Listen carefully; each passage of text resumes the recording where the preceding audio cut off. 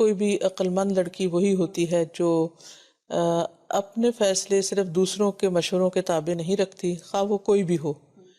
ایک مومن کے لیے جو اصل معیار ہے کسی بھی چیز کو ایکسیپٹ کرنے کا یا ریجیکٹ کرنے کا، وہ یہ ہے کہ اللہ اور اس کے رسول صلی اللہ علیہ وسلم کا حکم کیا ہے، اور وہ اس کے سامنے جھک جائے اور وہاں پر اپنی مرضی یا اپنا خیال جو ہے چھوڑ دے۔ اس معاملے میں ہمارا دین ہمیں یہ سکھاتا ہے کہ عورت شوہر کے معاملے میں اپنے والدین کی بھی بات نہ مانے،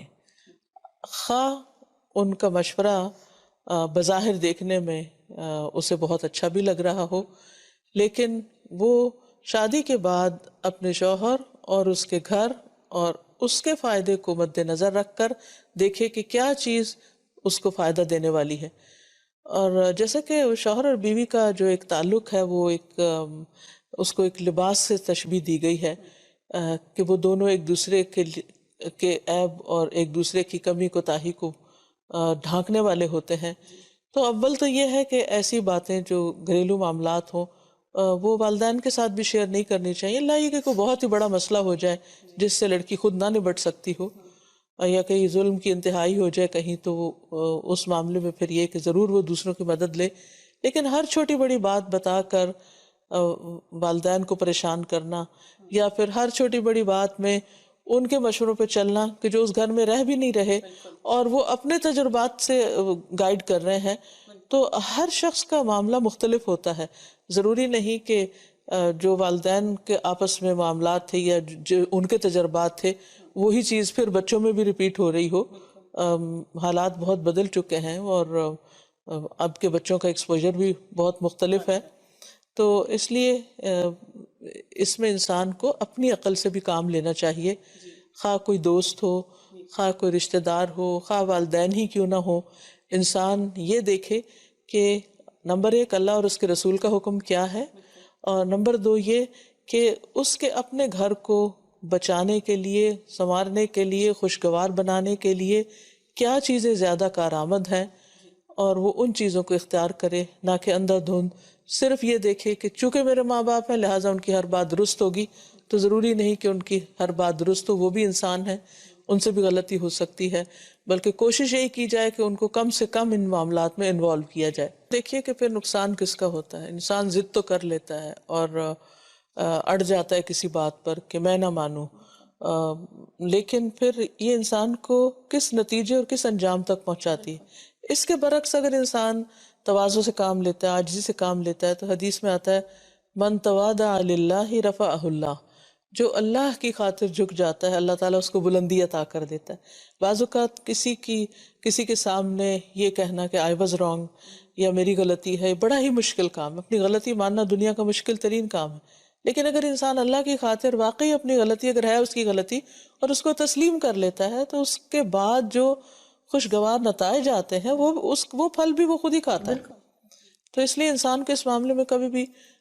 آر نہیں ہونی چاہیے کسی بھی ایسی چیز کو ماننے میں یا جھک جانے میں یا آرگیومنٹ چھوڑ دینے میں یا لیٹ اٹ گو، یا اس چیز کو انسان چھوڑ دے اور اس کے بحث مباحثے میں نہ پڑے یا ضد میں نہ پڑے، تو اس کے بہت سارے فائدے ہیں۔ اصل میں بہت سی چیزیں انسان کا جو اچھا رویہ ہوتا ہے اس سے خود بخود اس طرح کے منفی جذبات ختم ہو جاتے ہیں۔ میں سمجھتی ہوں کہ ایسے رشتوں میں سب سے پہلی چیز کچھ بھی سکھانے سے پہلے اور کچھ بھی کسی کو دینے سے پہلے اعتماد بحال کرنے کی ضرورت ہے، دوسرے کو اپنی خیر خواہی کا احساس دلانے کی ضرورت ہے، محبت دینے کی ضرورت ہے، گھر کو گھر سمجھنے کی ضرورت ہے، اور پھر اس کے بعد جو بھی چیزیں ہوں گی وہ ان کا تبادلہ خیال یا تجربہ یا علم ایک دوسرے کے ساتھ شیئر کرنا وہ بہت آسان ہو جائے گا، کیونکہ جب تک انسان کسی بھی چیز میں اپنے نفع نقصان کو مشترک نہیں سمجھتا تو اکٹھا چل نہیں سکتا۔ پیس دینی چاہیے، وقت دینا چاہیے، تحمل سے، برداشت سے، انتظار سے،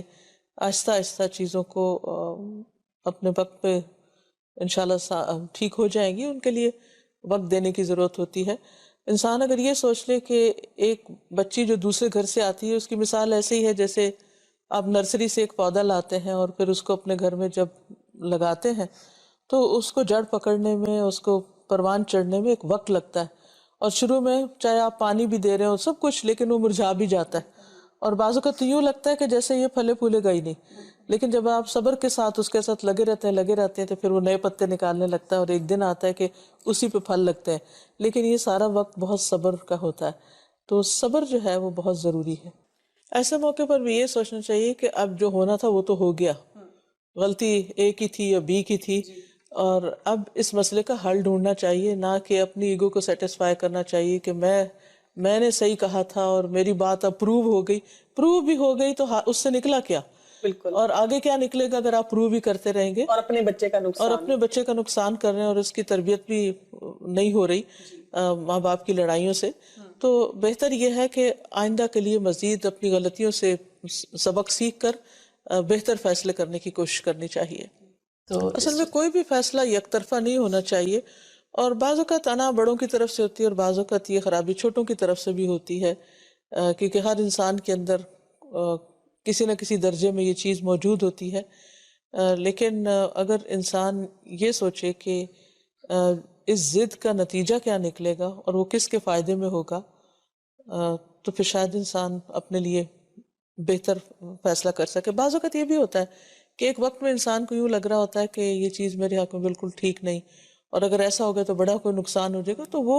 اس صرف ایک انسان کا اپنا خیال بھی ہو سکتا ہے۔ تو ایسے میں بھی انسان اگر نقصان بھی ہو رہا ہے تو یہ چھوٹا نقصان ہے بنسبت اس کے کہ انسان روٹھ کے چلا جائے، یا پھر کمیونیکیشن بند کر دے اور اس پر بات ہی نہ کرے، یا یہ کہ پھر بالکل ایک کولڈ رویہ اختیار کر لے، کہ یا احتجاجی رویہ اختیار کر لے کہ میں تو اس بات کو مانتا ہی نہیں ہے، سننے کو ہی تیار نہیں، بس ٹھیک ہے جو بھی آپ کرتے ہیں سو کرتے ہیں۔ تو میرا خیال ہے کہ یہ کبھی بھی نہیں ہو سکتا کہ دو اکٹھے رہنے والے لوگوں کے درمیان کبھی اختلاف نہ ہو۔ اختلاف ضرور ہوں گے، لیکن ہم سب کو اتنا میچور ضرور ہونا چاہیے کہ اختلاف کے ساتھ ہم ایک دوسرے کے ساتھ رہنا جانیں،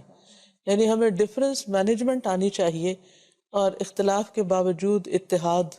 نظر آنا چاہیے کہ ٹھیک ہے ہماری سوچ الگ ہے، اللہ نے مرد اور عورت کو الگ بنایا ہے، دونوں کی سوچ ایک جیسی نہیں ہو سکتی، عورتیں بہت جذباتی ہو کے سوچتی ہیں، مرد دوسرے طریقے سے سوچتے ہیں، دونوں کے سوچ کے انداز میں فرق ہے۔ پھر بعض اوقات ایج ڈفرینس ہوتا ہے، بزرگوں کی سوچ اور طرح ہوتی ہے، ینگسٹرز کی کچھ اور طرح ہوتی ہے، بعض اوقات بچوں کے ساتھ یہ اختلاف ہوتے ہیں، تو یہ تو ہوتے رہیں گے، اس کو تو پارٹ آف لائف سمجھنا ہی چاہیے کہ یہ اس کے بغیر تو زندگی ہوتی ہی نہیں، لیکن ان اختلافات کے ساتھ جینا کیسے ہے یہ انسان کو آنا چاہیے، اور کبھی ایک کی بات مان لی جائے اور کبھی دوسرے کی، کبھی ایک سرنڈر کر جائے کبھی دوسرا سرنڈر کر جائے، تو اسی طرح یہ گاڑی چل سکتی ہے، لیکن ہر شخص اگر کھچاؤ شروع کر دے تو پھر وہ گھر چل نہیں سکتا۔